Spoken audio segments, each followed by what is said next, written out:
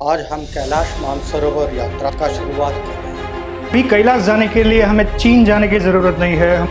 कैलाश मानसरोवर यात्रा के लिए नया रास्ता खोलने की अनुमति दी है। कैलाश मानस सरोवर, हाँ, हमें चीन में जाने की जरूरत है और नेपाल में जाने की जरूरत है। या तो उसे पता ही नहीं है कि कैलाश मानसरोवर कहाँ पे आया हुआ है।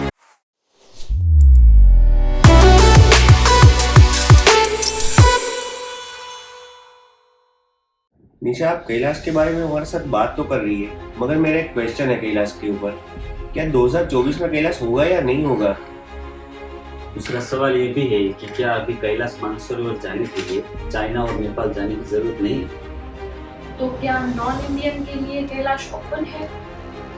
और काफी टाइम से मेरे माइंड में ये था कि कैलाश मानसरोवर यात्रा सिर्फ इंडियंस के लिए क्यों बन रही है।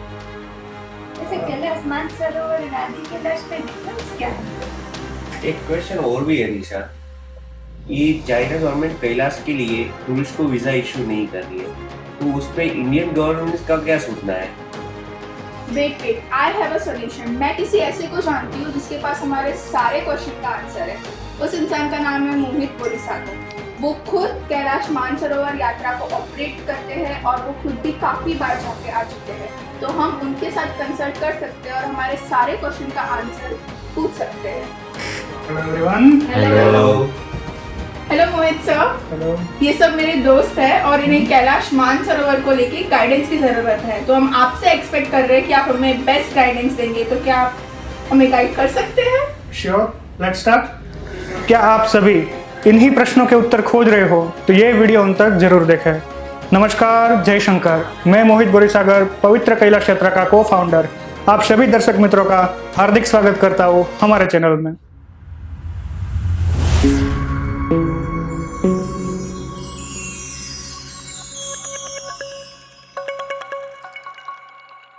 आज के हमारी ये वीडियो का पहला क्वेश्चन है कि क्या कैलाश मानसरोवर यात्रा बंद है?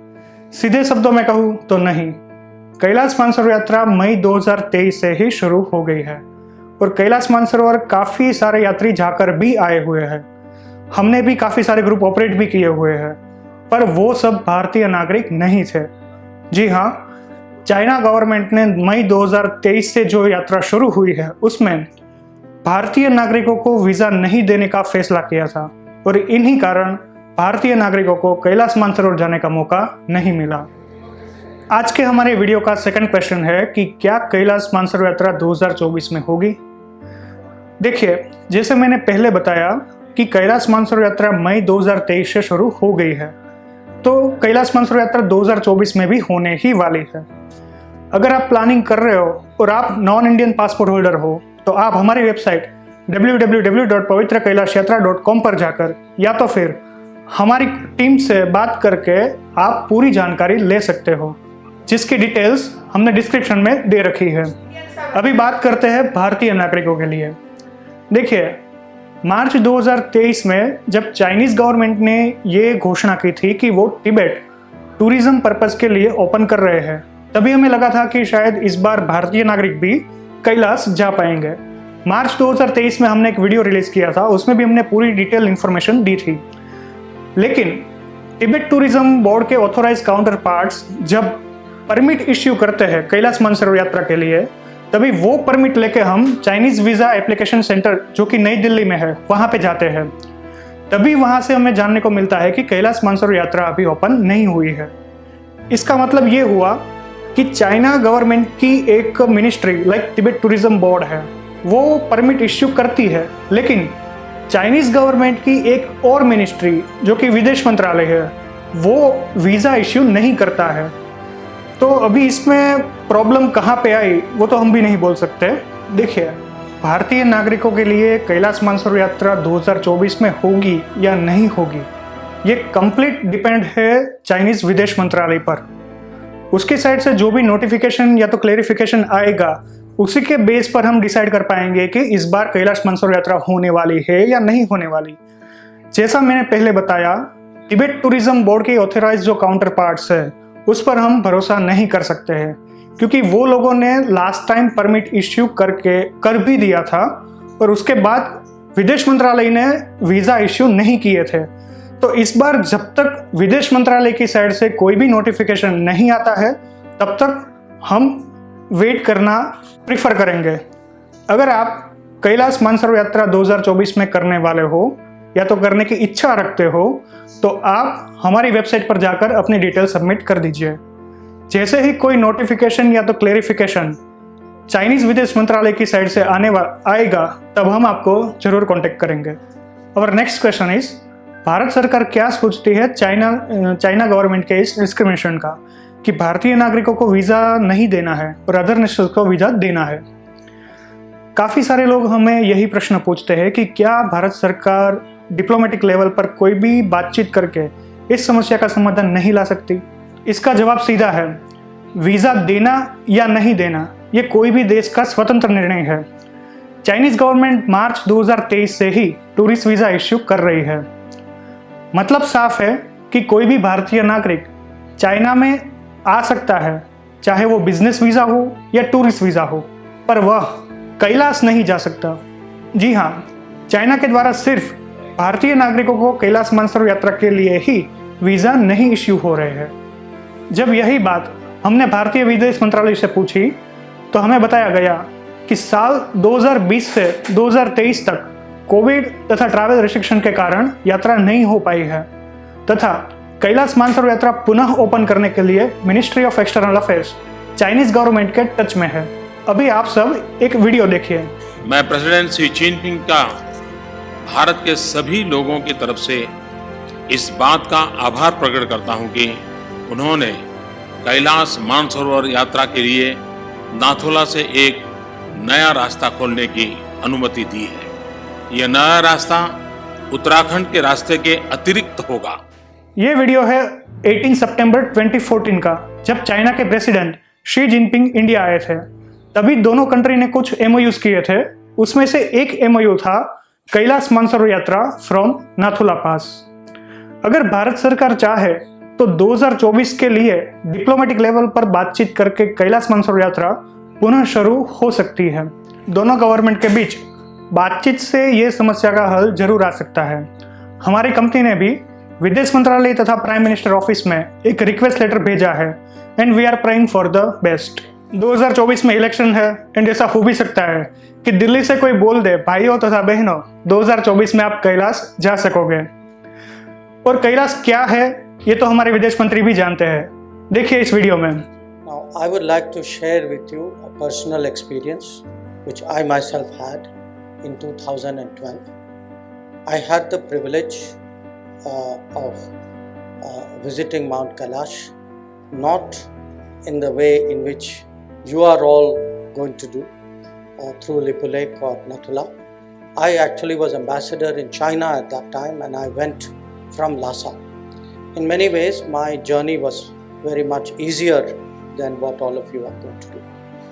But I want to just tell you something, that whatever is in your mind about what you will see, what the biggest thing in your imagination, when you actually reach there, what you will see is something far, far beyond anything you imagine.